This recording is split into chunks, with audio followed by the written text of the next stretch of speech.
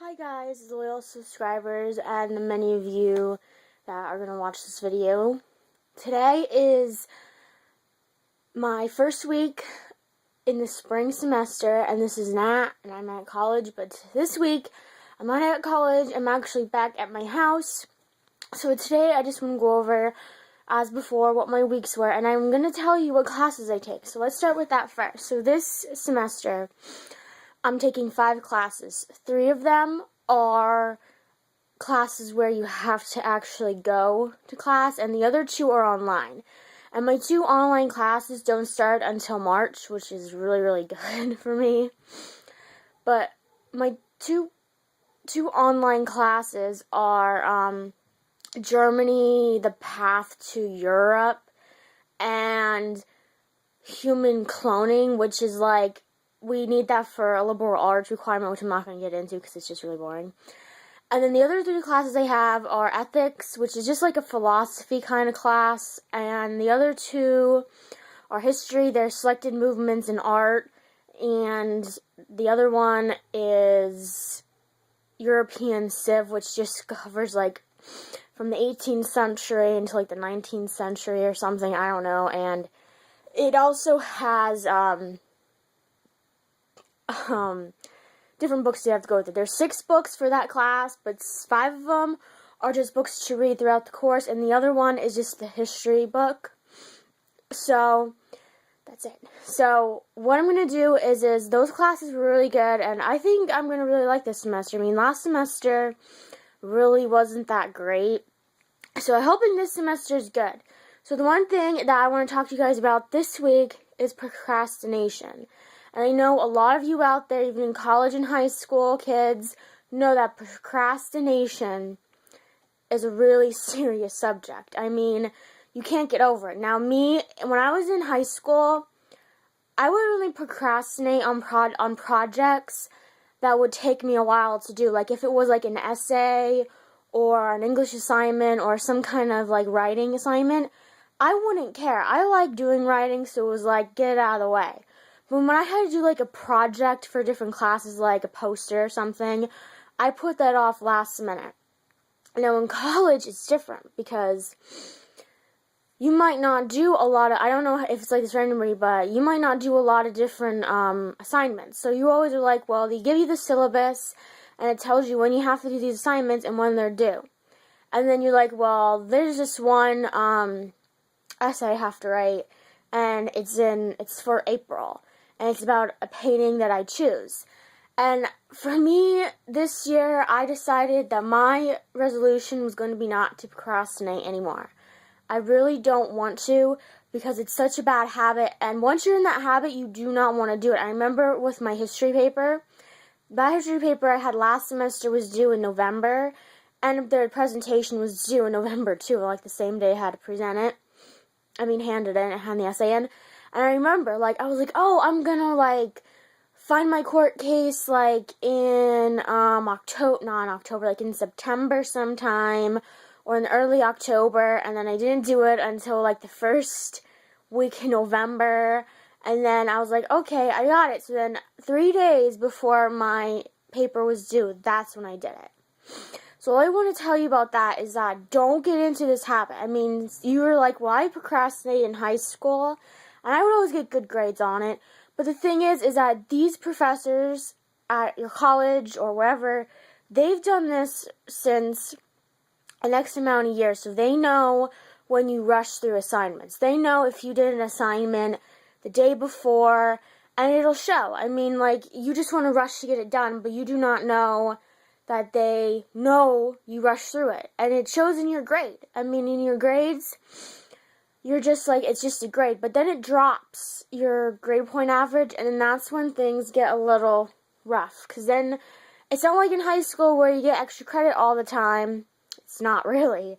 So you have to remember that when you want to do procrastination, here's some tips that I thought were helpful.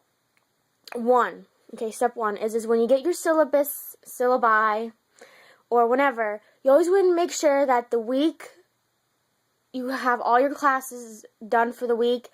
You put in a calendar or schedule, or like a calendar on a whiteboard you might have, and you put those in right away, because if you miss a test day and you have to study for it, you have to print something out or whatever, you have to make sure you have it in your calendar, because if you don't, you're going to forget, because I guarantee you, probably half of you probably don't look at your syllabus after a couple weeks, maybe 2 or 3 weeks. The other thing, though, is you always have to plan out your essays, your projects, whatever it is, before it's due. So every time you have a project for a certain class, you should plan it out. Like, if it's just to get an idea on something, then yes, you have to seriously do that. So when you have an essay that's due in like November, you might say, well, whatever, it's only like the first week in August when I had to go back to school, so I have all this time to figure it out, which really you don't, because you don't know what's going to happen, and you know how your other classes are going to be. I mean, when you're probably in November, by the time that essay was done, I was really stressed out, because I had to do that. I had to do a journal from my other class. I had to do a huge other essay from my other class that same week.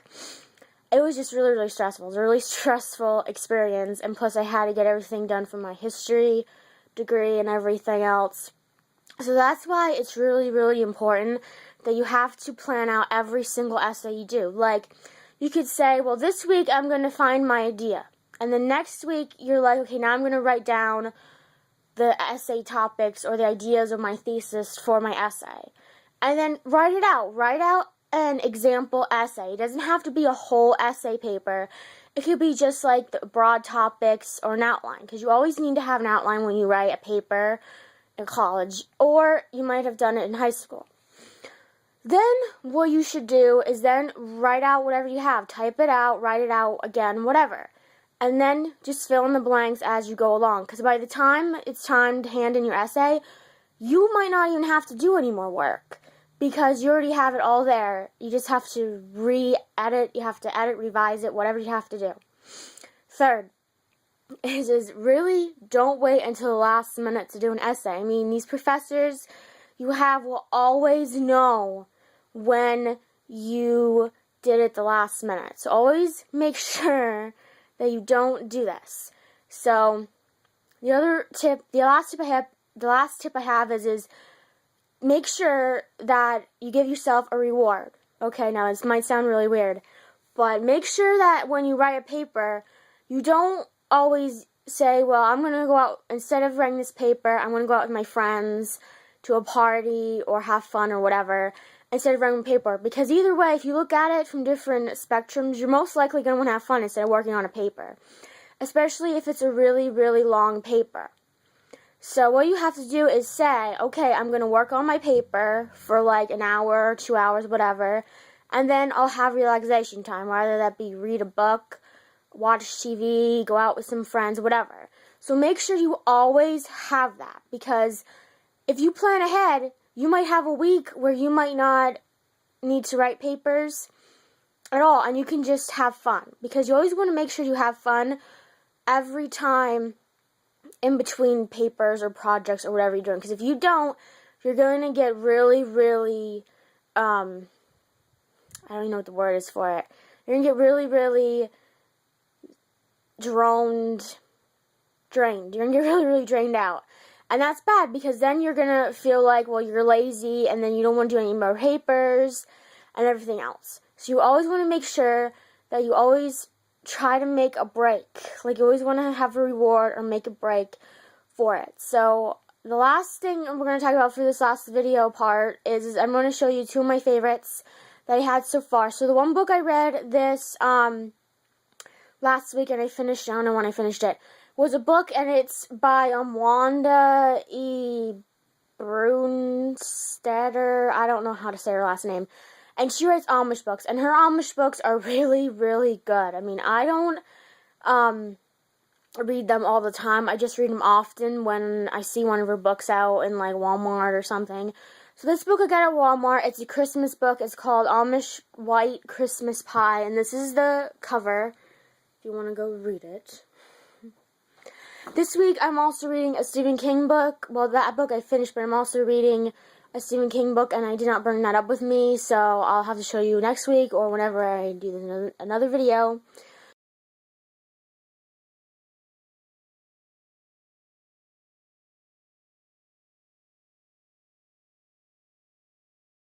it. So what happened was I ran out of my Bath & Body Works lotion, and usually I never ever run out.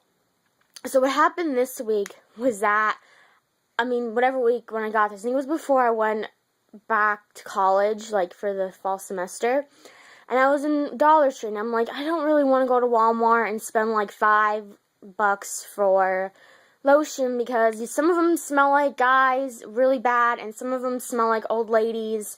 No offense if you like those stuff at Walmart, but I don't really think it's really good. And now if you ever notice at Walmart, they always have a fragrance that's exactly related to like Bath & Body Works stuff. It just smells like old ladies for some strange reason. I'm like, Walmart, what the heck? Don't try to be a Bath & Body Works wannabe.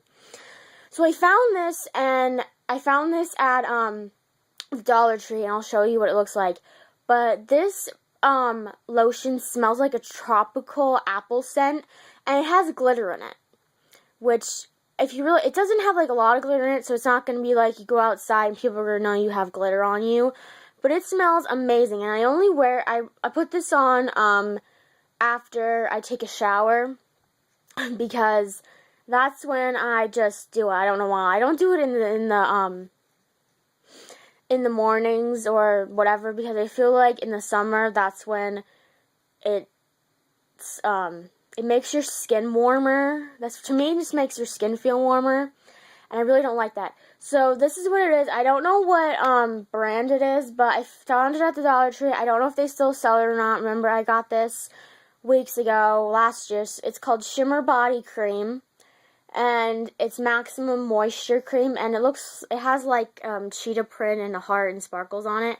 And oh my god, it dries really fast on your skin, and it smells so good. Like, I wish I could find more of this at the Dollar Tree, because it's really, really good. It smells really good. And remember, it smells like something that I've eaten before, whatever, but it smells really, really good. And I would highly recommend people getting this product, because it is really good. It smells really good. It dries really fast. It really does moisten your skin. And you could get like 5 of these. You could get 5 of these for $5 instead of getting one of this container. If you get this at Walmart, would probably be like $5, $5 or $6, give or take. But you can only buy one of those, and if you buy 2, it'll be $10, and then you would feel like, well, that's really bad, like, why would I want to spend $10 for 2 of these? But you go to the Dollar Store, you can buy 5 of these, and even though this is small, it holds a lot more volume than you probably think it would, especially if you only use it once a day. I mean, if you only use this once a day, you could use this product for like 5 weeks, a month or 2 months or whatever, and plus, if you tell your friends you got this at the Dollar Tree, they wouldn't believe you. I bet if you said, how much would you pay for this? They'll say, oh, like $10, whatever, and they say, well, where'd you get it at? And it's like, you didn't get it at Bath & Body Works, you didn't get it at Walmart, you got it at the Dollar Tree. And don't diss the Dollar Tree. You can find some really good finds at Dollar Tree. Like, some of my stuff is actually from the Dollar Tree, and I don't care. I don't care. People say, well, that's just where blah, blah, blah, poor people go. It's not, because it really has lots of different scents and cool stuff you can find that you probably won't be able to find at Walmart. And plus, if you bought most of your stuff at the Dollar Tree and then you go to Walmart, you can save a lot of money. So I'm going to end this video on that high note, and comment below if you ever went to a Dollar Tree and found some of your greatest products. Like this video, and please subscribe if you liked this video. I'm going to do another video tomorrow about the Bachelor review, and I'll see you guys next week for my college week review.